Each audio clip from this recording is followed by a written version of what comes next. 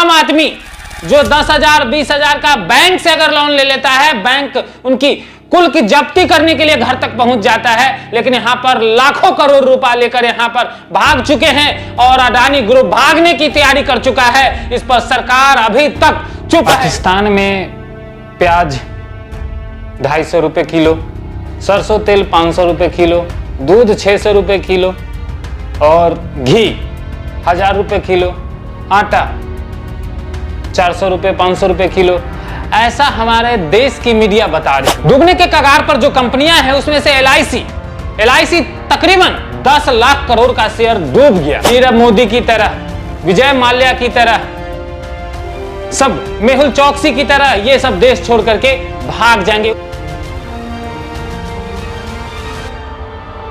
पाकिस्तान में प्याज 250 रुपए किलो, सरसों तेल 500 रुपए किलो, दूध 600 रुपए किलो और घी 1000 रुपए किलो, आटा 400 रुपए 500 रुपए किलो, ऐसा हमारे देश की मीडिया बता रही है। अच्छी बात है कि हमारा बगल का देश, पड़ोसी देश कंगाल हो रहा है, हमें खुशी होनी चाहिए। लेकिन हम उस देश में रहते हैं जहां पर किसी दूसरे को बुराई नहीं करते, ना सुनते हैं, लेकिन हम पड़ोसी देश को यहां पर बहुत ही ज्यादा खबर हो, नेशनल न्यूज पर अपने देश की खबर को ना दिखाते हुए पड़ोसी देश की खबर हम दिखाते हैं और सुनने में हमको अच्छा लगता है। तो दोस्तों नमस्कार, मैं हूं आपके साथ आशीष आर्यन, आप देख रहे हैं वंदे बिहार। अभी तक आपने हमारे फेसबुक पेज और यूट्यूब चैनल को सब्सक्राइब और फॉलो नहीं किया तो करते चले। अब बात करते हैं कि जो हमारा मीडिया आज पड़ोसी देश के बारे में इतना चर्चा कर रहा है, तो क्या अपने देश में जो अभी खास करके बात किया जाए तो अडानी ग्रुप को लेकर के इतना भगदड़ मचा हुआ है। अलग अलग जो कंपनियां हैं, खासकर अगर बात किया जाए एक दो कंपनी के डूबने के कगार पर जो कंपनियां हैं उसमें से एलआईसी तकरीबन 10 लाख करोड़ का शेयर डूब गया।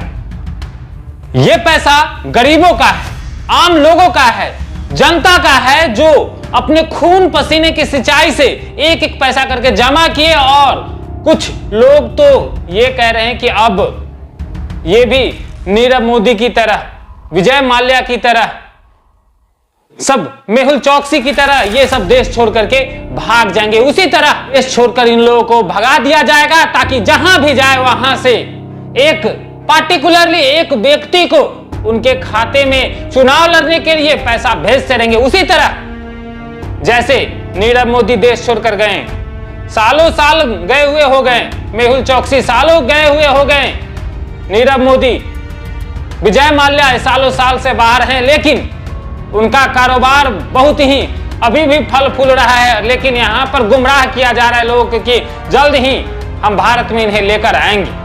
विजय माल्या शानदार जिंदगी में जी रहे हैं, कोई उनको ऐसा कोई लग ही नहीं रहा कि आप देश से फरार हो। इतना ऐश मौज की जिंदगी सोचिए, अगर एक जो भगारू है, यहां से भागा हुआ आदमी है, वो ऐश मौज की जिंदगी जी रहा है और सरकार उसे देख रही है, कुछ कर नहीं पा रही है। सोचिए अगर यही आम आदमी जो 10,000 20,000 का बैंक से अगर लोन ले लेता है, बैंक उनकी कुल की जब्ती करने के लिए घर तक पहुंच जाता है, लेकिन यहां पर लाखों करोड़ रुपया लेकर यहां पर भाग चुके हैं और अडानी ग्रुप भागने की तैयारी कर चुका है। इस पर सरकार अभी तक चुप है। एक शब्द भी जब विपक्ष यहां पर संसद में इस पर चर्चा करने की बात करते हैं तो वो कुछ भी नहीं, संसद को बंद कर दिया गया है। तत्काल 6 फरवरी तक यह संसद बंद कर दिया गया है कि विपक्ष सरकार पर सवाल खड़ा ना कर सके कि आपके संरक्षण में यह सारा चीज हो रहा था, इतने फर्जी।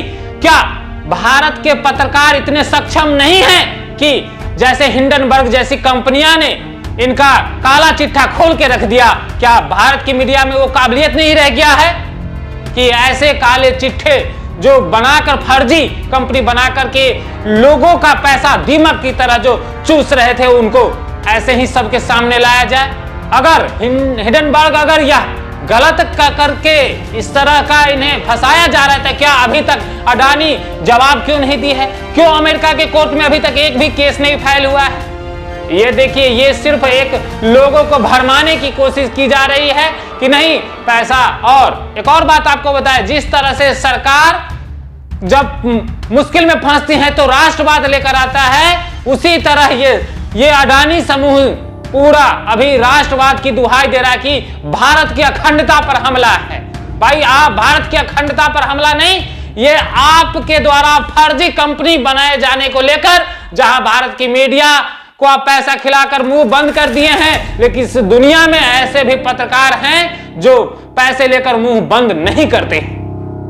बीते 8 सालों में जितना लोगों की आमदनी नहीं बढ़ी होगी, उससे हजारों हजार गुना ज्यादा अडानी की इनकम बढ़ गई है। कहां से यह पैसा आया? क्या सरकार इनको आगे बढ़ाने का काम किया? अगर सरकार करती तो क्या अभी सरकार के लिए ये जो राष्ट्रवाद की बात कर रहे हैं, इसको खुलकर क्यों नहीं चर्चा करें संसद में? क्या 8 साल पहले इतनी पैसा था अडानी के पास कि 8 साल बाद वह विश्व की नंबर 1 सबसे अमीर आदमी बन सके एक दिन के लिए? फिलहाल तीसरे नंबर पर थी, लेकिन अभी फिसलकर ये किसका पैसा डूबा? 20 से भी नीचे चली गई है, 20 में पैदान से भी नीचे चला गया है, ऐसा जानकारी है। लेकिन क्या यह किसका पैसा डूबा? अडानी का डूब गया? नहीं, यह आपका डूबा है और आपके जेब पर यह आने वाले समय में एकदम पड़ेगा। देखिएगा, ये महंगाई बढ़ेगी और सरकार कहेगी आने वाले चुनाव में यह राष्ट्र की भावना के लिए, राष्ट्र की एकता को बनाए रखने के लिए अगर 2 रुपए ज्यादा भी आपको किसी चीज पर देना पड़े तो आप गर्व से दीजिए यही। लेकिन यह पैसा आपके जेब से निकाल करके बड़े बड़े बिजनेसमैन अडानी जैसे लोगों को दे दिया और आपके जेब को खाली कर दिया है। सोचिए, एसबीआई जैसे हजारों 35,000 से ऊपर का शेयर एसबीआई का अकेले गिर गया है। हर वो व्यक्ति है जिसका लगभग आपको देखिएगा, गांव में चले जाइए तो आपको एसबीआई में जरूर खाता मिल जाएगा।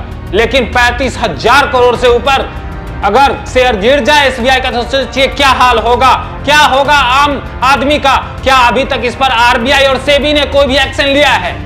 अभी तक इस पर कोई एक्शन नहीं लिया है। कल की बात बता दूं, बैंक ऑफ बड़ौदा और जम्मू कश्मीर बैंक ने अभी तक उन पर विश्वास जताया है। सोचिए कि एसबीआई का शेयर अगर इतना गिरता हो, एलआईसी का सब शेयर इतना गिरता हो, तो छोटे छोटे बैंक का क्या हाल होगा? कितने बैंकों से यह कर्ज ले रखा है और किसके कहने पर यह कर्ज ले रखा है? सारा का सारा पैसा अब डूब जाएगा। सोचिए कि जब एसबीआई का इतना शेयर गिर सकता है, एलआईसी का 10 लाख करोड़ का शेयर गिर सकता है, तो जो छोटे छोटे बैंक हैं उनका शेयर तो ऐसे ही पानी के भाव में बह गया होगा। और यह सबसे बड़ा सवाल अभी भी यह है कि यह किसके कहने पर अडानी जैसे लोगों को इतना पैसा लोन दिया गया? तो नाम बताएं अडानी जी, क्योंकि लगभग 60% से ऊपर इनका अडानी जी की इनकम में कमी आई है। इतना शेयर गिर गया है अकेले अडानी का।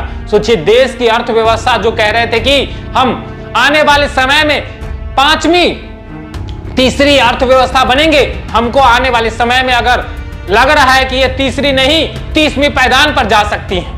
इसका असर आने वाले समय में आम लोगों पर, जीडीपी पर, एमएसएमई पर, स्वास्थ्य सेवाओं पर, यानी कि बहुत ऐसी सेवाएं जिन पर असर पड़ेगा और आम लोगों की जेब से फिर से ये सरकार पैसे निकालने का इसी तरह कोई ना कोई और अडानी खड़ा कर देगी सरकार और उसके खाते में पैसे ट्रांसफर करेगी और यही पैसा आने वाले चुनाव में यूज करेगी और भोले भाले जनता को बेवकूफ बनाने का काम करेगी।